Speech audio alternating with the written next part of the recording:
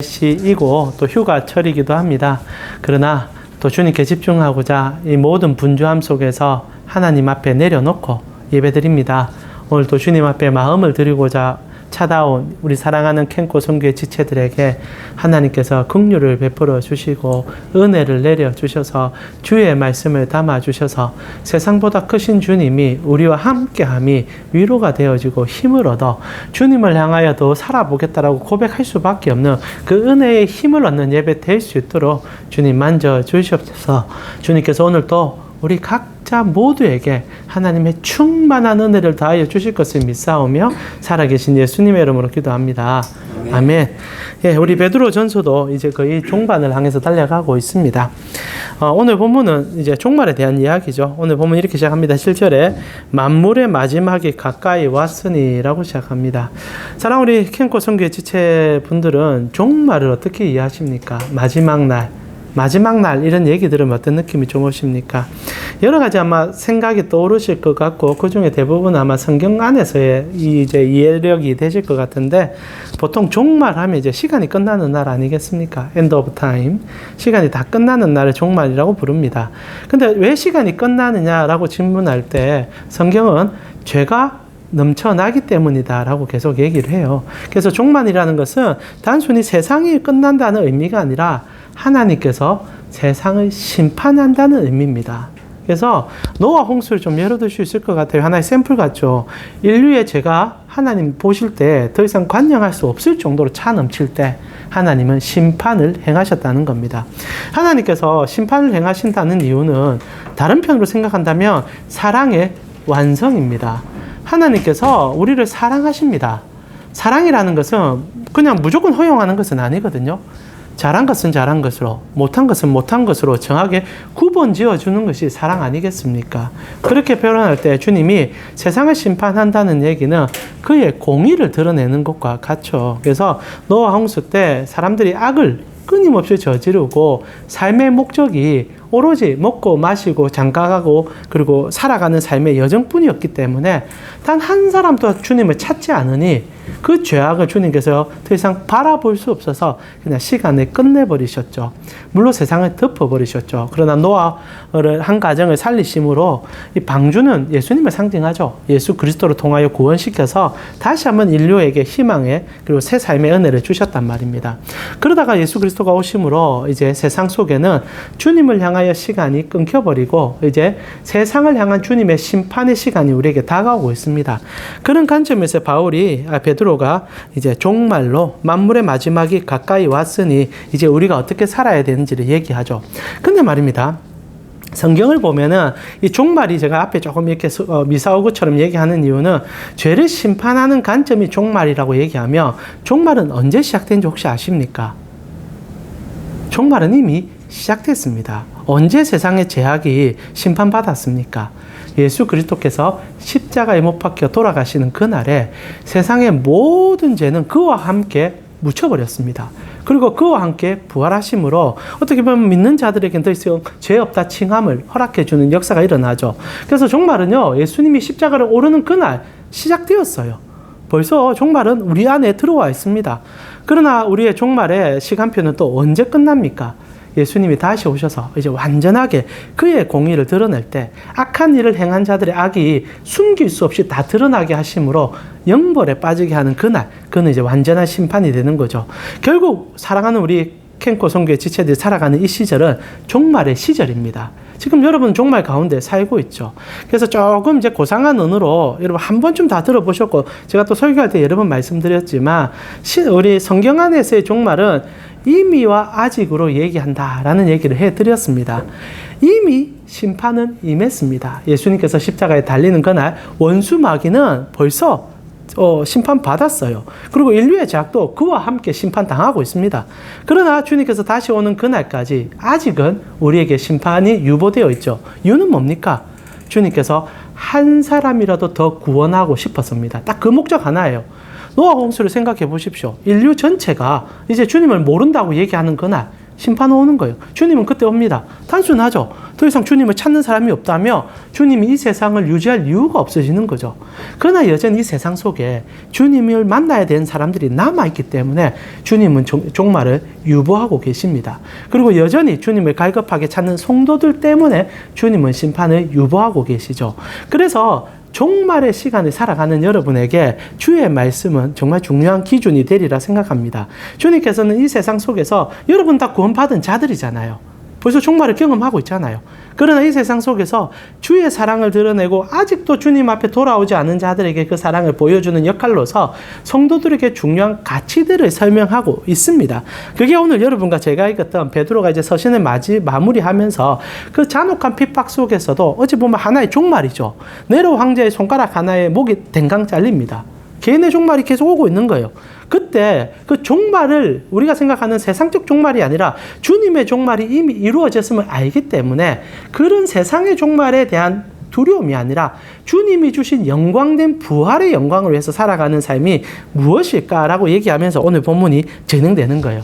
그러면서 베드로는 세 가지를 우리에게 얘기합니다. 그럼 종말에 살아가는 성도들은 어떤 자세를 가져야 되는가?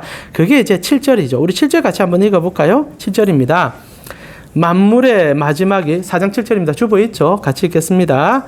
만물의 마지막이 가까이 왔으니 그러므로 너희는 정신을 차리고 근신하여 기도하라. 종말을 살아가는 성도는 세 가지를 해야 된다라고 얘기합니다. 첫 번째가 무엇입니까? 정신을 차려라. 두 번째가 근신해라. 그리고 마지막으로 기도해라. 이 세 가지 단순한 우리 성도는 누구나 해야 될 그 일을 얘기해 줍니다.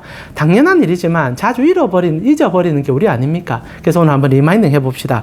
첫 번째 베드로는 오늘 이 시대를 살아가는 우리에게 정신 차리라고 얘기합니다. 정신을 차려라. 정신 차린다는 말이 뭡니까? 여러분 오늘 아침에 일어나셔서 정신 차리고 회사 오셨습니까? 아침에 눈 뜨면 정신 안 돌아오죠. 예.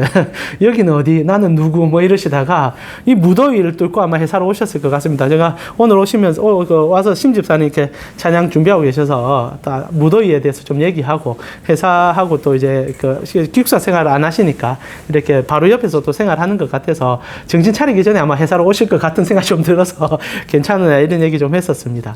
여러분 오늘 아침에 일어나셔서 정신 번쩍 들던가요? 저도 아침에 일어나서 사경을 좀 헤맸습니다. 너무 더우니까 잠도 잘 안 오고 하니까 아침에 눈 뜨고 막 이렇게 또 오늘 여러분과 나눌 말씀 또 한 번 더 리마인딩하고 준비하면서 그걸로 좀 정신을 차리고 이렇게 왔었거든요. 정신 차린다는 거 중요하죠. 하루 일정을 시작할 때 정신 번쩍 들어야 되는 겁니다. 근데 성경에서 말하는 정신 차린다는 것은 우리가 생각하는 하루의 일상을 시작한다든지 어떤 일을 맞닥뜨렸을 때 그 일에 집중하기 위해서 정신 차린다는 말과는 좀 다릅니다. 성경에서 말하는 이 정신 차린다는 단어는요, 헬라어로 보게 되면 소프로네오란 표현입니다. 소프로네오란 단어인데요. 이 말은 물론 다양하게 사용될 수 있지만 예수님이 사용할 때는 좀 독특하게 사용하셨습니다. 이 단어가 언제 사용됐냐면 마가복음 5장 15절에 보니까 이렇게 구절이 나와요. 한번 읽어드릴게요. 예수께 이르러 그 귀신 들렸던 자, 곧 군대 집혔던 자가 옷을 입고 정신이 온전하여 앉은 것을 보고 두려워하더라 할 때 이 귀신 들린 사람, 군대 귀신 들린 사람이 그리스도를 만나서 이렇게 죽기를 당한 후에 그 정신이 온전해진다는 표현이 정신 차린다는 말과 똑같은 단어를 씁니다. 즉 그러니까 베드로가 하고 싶은 이 정신 차린다는 말은 정신일도 하사불사 이런 얘기가 아니라 우리의 영이 깨끗해지는 그 순간을 얘기하는 거예요. 그러니까 정신이 깨끗해지는 거죠. 말 그대로 내가 집중한다는 의미가 아니라 주님 때문에 나의 정신이 깨끗해지는 그 의미. 사실 이 세상 굉장히 혼탁합니다. 여러분을 속이는 것이 너무 많아요. 여러분이 눈을 뜨면 그 핸드폰 아마 제일 먼저 보실 것 같은데 핸드폰을 켜고 뉴스나 다른 매체를 보는 순간부터 우리는 혼미해집니다. 너무 많은 것이 세상 속에서 주님을 바라보지 못하게 만듭니다. 뉴스를 켜면 땅값이 떨어졌다 얘기합니다. 아파트 가격은 어찌 될지 모르겠다 얘기하고 경제는 너무너무 힘들다는 얘기를 우리의 시선을 빼앗게 만듭니다. 미혹하는 거죠. 실제로 그것이 사실 중요한 사실이고 우리가 무엇을 해야 되는지를 아는 사실이지만 우리 영혼을 혼탁하게 만들어서는 안 되는 얘기들입니다. 그러나 언제나 들려오는 얘기들, 환경들의 얘기들은 우리가 주님을 바라보는데 막는 얘기들이 너무 많은 거예요. 그런 과정 속에서 오늘 베드로가 얘기하는 거예요. 정신 바짝 차려. 조금만 눈 깜맞다 떠도 언제 내가 혼미하게 현탁하게 변화될지 모르는 거야. 오직 예수 그리스도를 바라봐. 여러분, 정신을 차린다는 것은 내 마음을 정리한다는 게 아니라 예수 그리스도와 눈 맞춘다는 얘기예요. 그분을 바라봄으로 그분이 나에게 하시는 말에 집중하라는 얘기를 베드로가 첫 얘기로 던져주고 있는 겁니다. 사랑 우리 캔코 선교회 지체 여러분, 그렇다면 여러분 오늘 아침이 시작될 때 정말 정신 차리셨습니까? 아침에 눈 뜨자마자 오늘 하루를 주님과 살아보기 위해서 그 주님을 아침에 눈 뜨자마자 찾으셨습니까? 잘 안 돼요. 목사이다 보니까 그게 그래도 여러분보다 좀 나은 것 같아요. 저는 눈 뜨면 오늘 캔코가 먼저 생각나거든요. 오늘 수요일이니까. 그래서 감사해요. 떠서 이제 바로 눈 뜨자마자 이제 씻고 바로 이제 컴퓨터 켜고 말씀 다시 한번 읽어보고 정리했던 거 한 번 더 정리하고 이렇게 옵니다. 그래서 저는 너무너무 감사해요. 제가 목사라 부름받아서 감사한 게 아니라 정신 차릴 수밖에 없게 만들어줘서 너무 감사하다는 겁니다. 그러나 여러분은 저보다는 아마 불리하실 거라 생각해요. 그래서 하나님께 받을 상급이 더 많으실 겁니다. 저는 그냥 주어진 환경 속에서 할 수밖에 없는 거지만 여러분은 환경 자체가 정신을 못 차리면 다 무너지게 돼 있죠. 그래서 여러분, 하나님이 여러분을 더 사랑할 겁니다. 예수님이 여러분을 더 찾아갈 것입니다. 차도온 주님과 눈 맞춰 주십시오. 오늘 아침에 눈 떴을 때 회사에 많은 일들이 생각나더라도 브레이크 잡으셔야죠. 내일은 그렇게 해봅시다. 많은 생각들이 순식간에 아침에 떠오를 겁니다. 잠시 브레이크 거시고 정신을 차리십시오. 주님, 내가 오늘 또 일하러 갑니다. 아니면 오늘 또 누구를 만납니다. 주여, 내가 새 속에 물들지 아니하고 주님이 말하는 방식으로 살아가는 삶이 되게 하여 주시옵소서. 10초 만에 할 수 있는 기도가 정신 차릴 수 있는 시간 아니겠습니까? 내일은 눈 떴을 때 주님께 먼저 한번 기도하십시오. 그러면 종말을 살아가며 힘을 얻을 수 있습니다. 그리고 두 번째로 무엇을 얘기합니까? 근신하라 얘기합니다. 이 얘기는 제가 저번에 베드로전서 얘기할 때도 한번 했습니다. 우리가 근신이라고 표현한다면 여러 가지 의미가 막 떠오를 것 같아요. 그러나 성경적으로 근신은 다른 의미다라고 말씀드렸지 않습니까? 헬라어로 네포라는 단어고 뜻은요, 술 취하지 말라는 뜻입니다. 근신하다는 것은요, 술 취하지 말라는 뜻과 같아요. 자, 그러면 첫 번째 우리가 정신을 차립니다. 예수 그리스도를 향하여 나의 눈을 맞추고 그분으로 내가 마음을 들이게 됩니다. 그러고 나서 우리가 이제 근신해야 되는 거죠. 술 취해서는 안 된다는 얘기입니다. 물리적으로 술 먹지 마라 얘기 아니에요. 그냥 세상에 이제 여러분이 직장 생활 하다 보면 말 그대로 여러분의 마음과 생각을 혼탁하게 만드는 일이 얼마나 많은 줄 모릅니다. 여러분, 술 먹으면 어떻게 됩니까? 정신 못 차리잖아요. 그리고 정신을 잃어버리잖아요. 때로는 너무 일들이 급하게 흘러가다 보면요, 거기에 정신이 그냥 다 팔려버립니다. 원하든 원치 않든 회사가 주도권을 쥐고 여러분을 다 끌어가요. 여러분, 인생에 주도권 싸움은 굉장히 중요합니다. 그러나 많은 사람들은요, 주도권을 다 내어놓고 살 수밖에 없어요. 여러분, 지금 너무 감사한 게 주도권을 잠시 여러분이 주님께 올려드린 시간이 이 시간입니다. 회사라는 이 거침없는 폭풍우 속에서 직장 상사가 시키고 부하 직원이 하는 얘기에 막 휩쓸려서 술 취한 듯이 정신없이 막 팔려가다가 잠시 정신 차린 거예요, 여러분. 근신하는 거예요. 아, 내가 이렇게 나서는 안 되지. 주님 만나고 주님을 위해서 살기 위해서 이 종말의 시간에 내가 세상에서 사랑하는 것이 실제로는 다 불탈 것인 걸 알기 위해서 주님께 나가야지 하고 여러분은 지금 근신하기 위해서 이 자리에 온 겁니다. 잠시 술 끄는 거예요. 그것이 얼마나 복된 줄 모릅니다. 그러나 단순히 일주일에 딱 한 번의 시간이 근신해서는 안 되겠죠. 이것이 훈련되어져 가므로 때로는 내 정신을 온전하게 다 빼앗아가는 큰 프로젝트가 오더라도 아침에 정신 차리고 그 일 속에 들어가면 근신하면서 주님과 함께 하고 있는지를 끊임없이 생각하는 거, 그게 정말 종말을 살아가는 성도들입니다. 여러분, 그래서 주님과 함께 할 수 있는 시간들이 여러분에게 한 번씩 주어질 때는 절대 놓치지 마십시오. 세상은요, 끊임없이 여러분에게 근신하지 못하도록 만듭니다. 계속 몰아붙여요. 실제로 여러분, 하나님과 세상의 주도권 싸움이 얼마나 심각한지 주님께서 뭐라고 얘기합니까? 너희가 한 가지밖에 섬길 수 없어. 세상을 섬기든지 나를 섬기든지. 거기서 주님께서 이제 만몬이라는 얘기를 하시잖아요. 돈을 섬기든지 나를 섬기든지. 여러분, 똑같아요. 캔코라는 것에 여러분은 돈을 섬기든지 주님을 섬기든지 두 가지 초이스밖에 없습니다. 흑백 논리가 아니에요. 거기서 우리가 근신해야 된다는 겁니다. 아, 내가 돈을 섬기러 온 게 아니지. 주님을 섬기고 주님을 위해서 일하고 주님이 주신 나의 가정을 아름답게 하기 위해서 이게 온 거지. 더 건신해야지. 더 건신해야지. 그래서 저는 이 수요 예배가 너무너무 좋아요. 그리고 제가 여러분을 섬길 수 있다는 게 너무너무 감사합니다. 여러분이 건신할 걸 제가 막아주잖아요. 저를 좀 귀하게 여겨주십시오. 다음 주 제가 휴가 갑니다. 여러분 안 봐서 너무 행복하지요. 다음 주 제가 없더라도 이 시간에 꼭 건신하셨으면 좋겠습니다. 자, 그래서 여러분 정신 차리고 아침에 눈 뜨자마자 주님 찾고 일상 속에서 주님 앞에 건신하심으로 주님을 쫓아가십시오. 그러면 그 삶을 이루기 위해서 우리가 해야 될 게 뭐겠습니까? 세 번째, 기도하라 얘기합니다. 사람은 누구나 기도합니다. 믿든 안 믿든 간에 누구나 기도합니다. 내 상사에게 기도하든지 돈에게 기도하든지 내 자녀를 향하여 기도합니다. 기도가 뭡니까? 소원함 아닙니까? 더 잘 됐으면 좋겠다. 더 많은 것을 이루었으면 좋겠다. 어떤 기도든 누구나 다 합니다. 그러나 여러분의 기도는 누구를 향하고 있습니까? 베드로가 질문하는 거예요. 정말 주님을 정신 차려 봤다. 그리고 일상 속에서 근신하면서 술 취한 것 같지 않은 삶을 살았다. 그러면 너희는 그 삶을 위하여 누구와 기도하고 있느냐? 세상에 폭풍 같은 일이 몰아칠 때 그 폭풍에 휩쓸리기 전에 잠시 세워서 1초라도 기도하십시오. 주님, 정신이 혼미합니다. 주님, 지금 이 사람이 무슨 얘기하는지 잘 모르겠습니다. 주님, 말씀하여 주십시오. 이 짧은 기도도 전능하신 하나님은 응답합니다. 여러분 정말 주님을요, 함께 계신 주님을 여러분 함께 하세요. 주님이 지금 함께하고 계시는데 너무 주님을 여러분 격화시키는 것 같아요. 여러분이 당하는 모든 일에 주님이 모를 거라고 생각하지 마세요.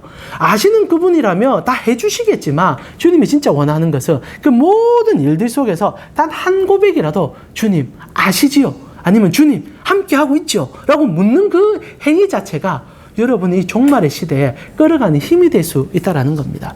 결국 사랑하는 우리 캠프 선교회 지체 여러분, 베드로는 이 말세에 여러분에게 세 가지의 가장 기초를 물어보고 있습니다. 여러분은 아침에 정말 정신 차리셨습니까? 그리고 일상 속에 근신하고 계십니까? 그리고 이 삶을 위하여 주님과 소통하고 계십니까? 하루에 여러분 대화를 얼마나 많이 하십니까? 여러분의 직원들과 대화하기도 하고 아마 일상 속에 많은 것들과 대화하기도 하고 또 누군가는 모니터와 대화도 하기도 할 것입니다. 그러나 그 모든 대화 속에 주님과의 대화는 어느 정도 있습니까? 여러분이 모든 시간을 주님과 대화하기는 쉽지 않을 겁니다. 그러나 일상 속에서 단 몇 분이라도 주님을 찾는다면 그것이 여러분에게 이 종말을 이길 수 있는 가장 큰 힘이 될 것입니다. 그래서 베드로가 이런 은혜들을 우리 삶에 경험함으로 우리가 어떤 삶을 살아야 될지를 한 번 더 얘기해 줍니다. 그게 8절이죠. 그 8절 우리 같이 한번 읽어보았으면 좋겠습니다. 8절입니다. 무엇보다도 뜨겁게 서로 사랑할지니 사랑은 허다한 죄를 덮느니라. 결국 정신 차리고 근신하고 기도하는 목적이 뭐냐? 사랑하기 위함이다 라고 얘기하는 거예요. 정말 여러분 결국 사랑하기 위함 아닙니까? 여러분 돈 왜 벌어요? 자기 만족이라고 표현해도요, 그것도 사랑이죠. 나를 사랑하기 위해서니까. 그리고 그 번 돈 가지고 뭐 합니까? 내 사랑하는 사람들과 윤택하게 살기 위해서 아닙니까? 결국 사랑이 목적이라는 거죠. 그러나 베드로는 오늘 이렇게 얘기합니다. 뜨겁게 사랑해라. 근데 이게 중요한 가치예요. 사랑이란 게 뭡니까? 실제로 사랑이라는 것은 너무 광범위해요. 지금 베드로가 말하는 사랑은 조금 다릅니다. 실제로 사랑이라는 가치가 우리가 뜨겁게 사랑만 하면은 다 주님 사랑한다는데 그건 아니에요. 사랑은 왜곡될 수 있습니다. 여러분 자기애, 방금 말씀드렸는데 지독한 자기애는 실제로 자기를 무너뜨립니다. 그건 사랑이 아니죠. 제가 이번에 파리 올림픽 시작하면서 오프닝 열리는데 이거 너무 더러워서 못 보겠더라고요. 이제 그들이 말하는 사랑이 이제 정확하게 나오지 않습니까? 뭐 이제 최후의 만찬 패러디한 것, 그 장면 속에서도 남자 어떤 이제 한 액터가 자기의 남성 성기를 드러내고 그 자리에 서 있었다가 지금 그 통째로 지금 없어져 버렸습니다. 그리고 그 또 오프닝에 그 동영상 나오는데 남자 둘이와 여자 하나가 방에 들어가는데 한 남자는 또 이제 트랜스젠더예요. 그러면서 이제 서로 사랑하면서 문을 닫습니다. 이게 사랑이라고 얘기하는 거예요. 솔직하게 제가 느끼기에는 아마 인류의 대부분은 그건 역겹게 느낄 것 같아요. 그 정상이 아니거든요. 제가 동성애를 옹호하고 안 오고의 문제가 아니라 그냥 혐오스러워요. 그냥 그게 참 혐오스러워요. 근데 남성의 성기를 봉중파 방송에 보여주고 그러면서 막 예수님의 그 거룩한 만찬에 막 이렇게 뚱뚱한 여자가 나와서 그것을 막 패러디하고 그게 아름다움이고 사랑이라고 얘기하고 모두를 덮는 것이라고 얘기하고 있단 말입니다. 정신 안 차리면요, 휩쓸려 가는 거예요. 그게 어떻게 사랑입니까? 그거는 정욕이고, 쾌락이고, 그리고 더러움이에요. 근데 우리가 그것을 못 본단 말입니다. 사랑이라고 다 사랑이 아니에요. 남자가 남자를 사랑한다고 그게 사랑입니까? 여러분, 그것은요, 어떻게 보면 하나님 나라 가치 속에서 가장 안타까운 일이에요. 서로가 서로를 향해서 그 죄악을 계속 해소하는 문제입니다. 저희가 로마서를 저녁에 공부하는데 제가 지금 동성애 얘기를 하고 싶은 게 아니라 실제로 로마 사회가 동성애를 극단적으로 허용해 줬거든요. 그리고 나서 로마 사회 전체가 엄청난 문제를 일으키게 됩니다. 그래서 바울이 그런 얘기를 해요. 너희가 남녀 간의 사랑을 곡해서 남자 여자끼리 사랑을 하게 된다. 그 보응을 그들이 받은 걸 보지 못했느냐라고 완료형으로 씁니다. 이게 무슨 말이냐면 로마 시대의 동성애를 막 사랑함을 허용해주고 극단적으로 지금은 그래도 제재 장치가 있지만 풀어주고 나니까 보응함을 그들이 다 받았어요. 문제가 끊임없이 일어나는 거예요. 가정은 파탄증에 이르고 더 이상 어떤 완전한 사랑이나 온전한 사랑에 대한 가치가 다 무너지고 그래서 역대 황제들 가운데도 여러 황제가 자기의 집권을 가지고 그것을 다 막은 적이 있었습니다. 그리고 바울이 자신 있게 얘기할 수 있는 시절이었던 거예요. 너가 다 봤잖아. 그렇게 사랑을 허용해주고 나서 결과를 너희가 알잖아. 황제까지도 거부감을 나타내잖아. 근데 왜 그렇게 사니? 사실 바울은 동성애를 정죄하고 싶은 게 아니라 한 현상 속에서 사회가 망하고 있으니까 그것을 더럽게 보자라고 얘기하는 거예요. 오늘 베드로가 얘기합니다. 무엇보다 뜨겁게 사랑하자. 여러분 세상의 가치의 사랑이 아니라는 거예요. 그러면 성도는요, 정신 차리고 근신하면서 기도하기 위하여 사랑하기 위함이라면 어떤 사랑을 해야 됩니까? 그게 이제 11절이죠. 마지막 11절 구절 한번 읽으면서 마무리했으면 좋겠습니다. 11절입니다. 만일 누가 말하려면 하나님의 말씀을 하는 것 같이 하고 누가 봉사하려면 하나님이 공급하시는 힘으로 하는 것 같이 하라. 이는 범사에 예수 그리스도로 말미암아 하나님이 영광을 받으시게 하려 함이니 그에게 영광과 권능이 세세에 무궁하도록 있느니라. 아멘. 자, 세상이 사랑을 왜 자꾸 왜곡한 줄 압니까? 남녀 간의 사랑도 오로지 성으로만 해석하는 이유가 뭔지 아십니까? 기준점이었기 때문입니다. 오늘 베드로가 종말을 살아가는 성도가 사랑해야 되는데 기준을 예수로 두라고 얘기하는 거예요. 하나님께 하듯이 해라. 하나님이 보여준 것처럼 해라. 궁극적으로 예수님이 우리에게 보여주신 그 사랑으로 그 사랑을 베풀어라. 성도의 사랑은요, 기준점이 예수를 통합니다. 예수와 함께하고 그 사랑으로 세상을 본다는 거예요. 여러분이 왜 정신 차립니까? 예수 보려고. 왜 근신합니까? 예수와 함께하려고. 왜 기도합니까? 주님의 음성을 내 삶에 담으려고. 똑같은 얘기예요. 결국 사랑하려면 예수를 더 쳐다보십시오. 그래서 고전이긴 하지만은 예수라면 어떻게 했을 것인가? 라는 책이 있습니다. 혹시 읽어보셨습니까? 여러분, 찰스 멀로 셀든이라는 청교도 목사님께서 1800년도에 적었던 소설입니다. 안 읽어보셨다면 올여름에 읽어보십시오. 너무 재밌는 소설이고요. 물론 비판도 많이 받는 책이지만 골자는 딱 하나예요. 이제 소설입니다, 소설. 어떤 목사님이 한 지역 교회에 들어갔는데 성도들이 자기 마음대로 사는 겁니다. 그래서 너무 답답하니까 목사님 모아서 딱 하나만 약속하는 거예요. 1년 동안 예수님이라면 어떻게 했을까를 생각하고 일을 해보자. 그리고 이제 소설입니다. 그 책은 이제 어찌 보면 상상을 접목해서 그렇게 살지 못하니까 그래 살면 이런 일이 일어날 거야 라고 얘기하는데 소설 말미에 모든 성도들이 거룩함을 잊고 진짜 사랑을 시작한다는 거죠. 왜곡된 사랑은 아니고. 그러면서 소설이 마무리되면서 우리에게 도전하죠. 정말 예수님이라면 어떻게 하셨을까를 생각해 본 적이 있느냐. 이것이 여러분의 삶에 종말을 살아갈 수 있는 힘이 될 수 있고 진짜 사랑을 할 수 있는 은혜가 됩니다. 어떤 세상이든요, 우리에게 종속을 요구합니다. 여러분이 만약에 자녀를 지독히 사랑하면 자녀가 여러분의 주인이 돼서 휘두릅니다. 여러분이 돈을 사랑하면요, 돈이 힘이 되어서 여러분을 어디로 끌고 갈지 모릅니다. 그러나 예수를 사랑하면요, 내가 살게 됩니다. 너무 달라요. 주님은 여러분을 더 빛나게 세워 주실 것입니다. 그 은혜를 기억하시면서요, 종말을 위해서 준비하라고 얘기하는 여러분, 베드로의 말을 잘 기억하셔서 다시 한번 정리해 봅시다. 첫 번째, 정신 차리십시오. 두 번째, 근신하십시오. 그리고 기도하십시오. 그러기 위하여 예수와 더 깊은 사랑을 나누어 주십시오. 그 은혜가 충만할 때 아무리 거친 풍파가 몰아쳐도 절대 무너지지 않을 뿐 아니라 오히려 하나님과 함께 일어남으로 주님의 나라를 경험하게 될 것입니다. 이제 우리 같이 한번 기도할까요? 먼저 정신 차리는 것부터 기도합시다. 그렇게 시작하면 좋을 것 같습니다. 아침에 눈 떴을 때 아마 정신 못 차리고 오셔서 지금도 정신이 잘 안 돌아오신 분도 계시리라 생각합니다. 그러나 감사하죠. 여러분이 큰 결단하시고 정말 근신하면서 이곳까지 오셨지 않습니까? 그리고 주님께서 말씀해 주셨지 않습니까? 자, 주님과 눈 맞추고 주님 이후의 시간에 주님, 정말 이 세 가지 다시 한번 주님과 눈 맞추고 이 정말 거대한 자본이 잠식되지 아니하고 주님 앞에 사소한 거라도 기도함으로 정말 사랑을 회복하는 내가 되게 하여 주시옵소서. 여러분 자신을 놓고요, 함께 기도하면서 주님께 나아가겠습니다. 같이 기도 드리겠습니다. 주님 감사합니다. 오늘 우리 사랑하는 캔고 선교회 지체들과 함께 베드로가 종말을 살아가는 성도들을 당한 당부를 우리 마음에 다시 한번 새겨보았습니다. 우리 사랑하는 지체들, 오늘도 주님께 나오고자 이 갈등 속에 달려왔습니다. 얼마나 감사한지 모릅니다. 우리 사랑하는 지체들은 아침부터 정신을 차렸고, 그리고 주님으로 근신하고 있고, 그러면서 오늘 기도하고 있습니다. 주님, 베드로가 원한 삶을 살아내고 있으니 주여 이들에게 사랑을 폭포수같이 부어주셔서 일어나게 하여 주시고, 무너진 곳이 회복되게 하여 주시고, 아픔이 다시 한번 주님의 은혜 가운데 들어질 수 있도록 주님 붙잡아 주시옵소서. 갈급한 마음으로 온 지체가 있다면 하나님 그 갈급함도 해결하여 주시고, 주님 앞을 바라보고 싶어서 완 지체가 있다면 주님이 길을 보여주셔서 달려갈 수 있는 힘을 더하여 주시옵소서. 주님, 종말은 우리를 혼탁하게 합니다. 보지 못하게 하고 듣지 못하게 하고, 그리고 엉뚱한 생각을 하게 만듭니다. 그러나 주님께서 우리 눈을 띄게 해주셨고, 우리의 길을 열어주셨고, 우리의 입술 속에 말씀을 담아주셔서 주님과 대화할 수 있는 힘을 주셨음을 너무 기뻐합니다. 오늘도 주님, 우리는 아침부터 주님께 정신을 드렸습니다. 우리의 시선을 주님께 맞췄습니다. 그리고 근신하는 가운데 이곳에 앉았습니다. 그리고 함께 기도했습니다.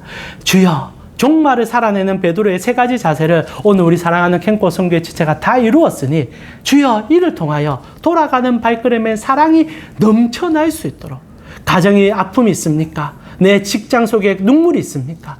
주여, 주님께 시선 맞춘 이 지체들이 하나님 그 사랑을 맛봤으니 나로부터 사랑이 흘러가 변화가 일어나고, 그리고 하나님의 긍휼이 임하고, 그래서 주님의 영광이 덮어지는 그 놀라운 기적 같은 일상을 경험할 수 있도록 주님 붙잡아 주시고 함께하여 주시고 찾을 때마다 보여 주시옵소서. 주님께서 돌아가는 발걸음에게 주님 힘을 더하여 주실 것을 믿습니다. 지금은 우리 주 예수 그리스도의 은혜와 하나님 우리 아버지의 무한하신 사랑과 성령님의 감화, 감동, 교통케 하심이 주님을 붙잡고자 하는 캠코 선교의 지체들 머리 위에 지금부터 영원토록 함께 있을 지어다. 아멘. 주님과 동행하시는 여러분 되기를 기도합니다. 네.